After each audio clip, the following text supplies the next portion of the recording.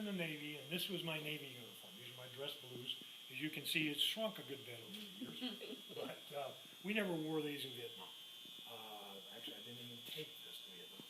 We wore this type of greens, except we were allowed to cut the sleeves off. So we wore short sleeve versions of that.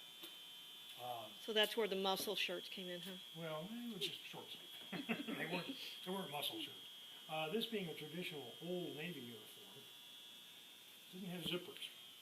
Had 13 buttons, and one for each original collar.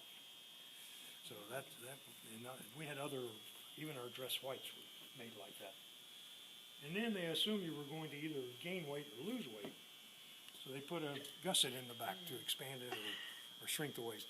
It was actually quite efficient on their part. They didn't have to stock as many sizes. Absolutely. So they would just have a large, extra large, and then you custom fit it to what you needed.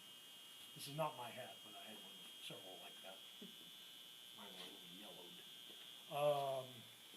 We were not allowed to use greenback dollars or U.S. money. This are what are known as military payment certificates, or MPC. And like this is a quarter, that's a dime, that's a nickel, and that's $1. They had them up to $10, and they may have had $20, I don't know. But these were, the reason we didn't use greenback is for the black market. We'd use these, nobody was supposed to have these except American GIs, or American military people. But the black market stalls outside the bases would take these even though they weren't supposed to. But what would happen, these were issued in series. And with no previous notice, they would wake you up in the morning and say, go change your money, we're changing series on this. And what that meant was all the black market stalls that taken this money, they were out of business. And they would actually be at the front, at the gates, crying for somebody to change the money for them. And you really couldn't do that. But that was MPC. Nina thought it would be a good idea to do this board. I wrote this book. And so all these are blow-ups of pictures from my book. Yeah. When I first got to Vietnam, I served in a security division. And that's where I told you that we did 6-hour watches and 12 hours off. And you carried everything with you when you went out on patrol. Oh, not on patrol, but, well, sometimes on patrol. We had flak jackets, we had gas mask, M16, a couple of magazines of bullets, helmet liner and helmet. And then after a while, I got tired of doing this. We started this thing called the Monkey Mountain Patrol. Well, this base was built, and it was built by the French. And only the French would think it'd be a great idea to put a base at the foot of a 2,000-foot mountain. I mean, this mountain came right back into our perimeter. And we had trouble with the Vietnamese, not Viet Cong, but Vietnamese civilians going up in there and stealing stuff. And so we patrolled up there at night to keep them from doing that. But this is me here. And we're wearing a version of Korean greens. We were the only ones allowed to wear that. We could only wear them when we went up on the mountain at night. Where are you? I am right here. Okay. And then before I did that, I was on gate patrol for a while, and that's me looking spiffy. You had to look good on gate patrol because sometimes officers or generals came through. Now, how come they would still steal if you had all the fencing around? How would they Well, get it was across? outside. There was actually, they weren't coming on our base. They were between the back fence and these communications. Up here, there were big cables, and by big cables, I mean 12, 18 inches in diameter.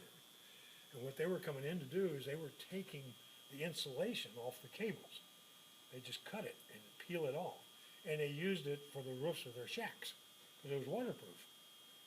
However, when they took the insulation off, it kind of messed with our communication cables. So, anyway.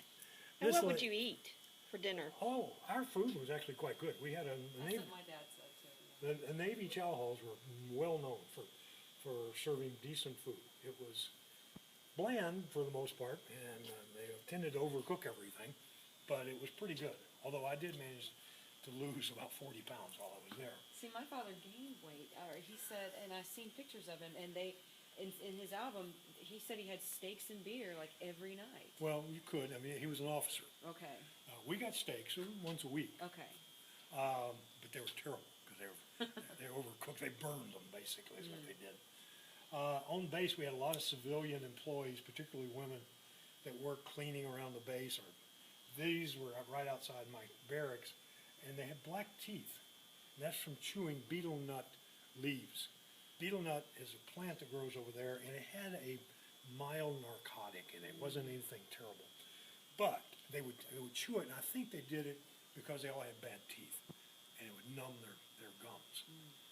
But it was addictive. And they would chew this stuff, and it was this material in it that literally turned their teeth as black as this helmet, and just as shiny as that helmet. And we always talked about the Mama-sans with the shiny black teeth. The men didn't do that? Or they? No, the men did not do that. I wonder why they're different. I don't know. There was some talk that this supposedly was an ancient tradition and it was a beauty thing. But I can't imagine that. So anyway, the men, maybe a few of them did, but I don't remember any of them having the shiny black teeth like that. But they would come in, they tended to wait till people got in the showers to come in and clean the showers. They like to do that, I think. So, this is a book I brought in that's about different things that went on in the war. And I just brought it in to show stuff that was going on at the time. You can't really see that on here. This is something the Navy did, and obviously the Seabees did as well. It's called a cruise book, and they do this to this day. If you're on a ship and you go on a 6-month cruise in the Pacific, they produce basically a yearbook. It says what went on while you were there. And it's a yearbook, and I've showed this to a lot of guys that come in here, and if they weren't in the Navy, they don't know that these things exist. This is mine. This is mine from 1969. And it talked about what happened. We landed on the moon while I was there. Ho Chi Minh died while I was there. I passed away while I was there. Kind of like a high school annual. It is very much like it. And then, this is not in your high school annual. These were rocket attacks in the Da Nang area that occurred in 1969. And this was a barracks about 2 blocks from where I slept. And then this is the operating room at the Navy hospital. They hit it with mortars, and they came right into the operating room. I am not in this picture, but I was there that night helping fight that fire after a rocket attack. This happened the night that Ho Chi Minh died. They decided it'd be fun to blow up Da Nang that night. But other things went on. How did you acquire a book? I mean, how? I just ordered it. There's Bob Hope. Yeah, look at that. And Margaret, and local Vietnamese dancers. They were everywhere. These were at the enlisted men's club. Bob Hope was definitely one of my dad's favorites. Yeah, I didn't care for him. Oh, really? I went to it. I did go to the show. I wasn't expecting to. They woke me up and they said, "Here, go to the show." Okay. I was surprised.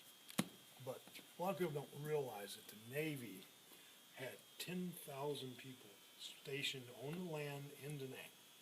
Not on ships, just there in support bases, unloading ships, shipping cargo out into the jungle. And so it was a very large operation. And I wrote this book for my grandkids. One of my grandsons was asking questions, and I thought, if I don't write this down, nobody will ever know. So I wrote it down. I didn't even start out to write a book. I started just writing it. And when it got to be about 100 pages, I thought, gee,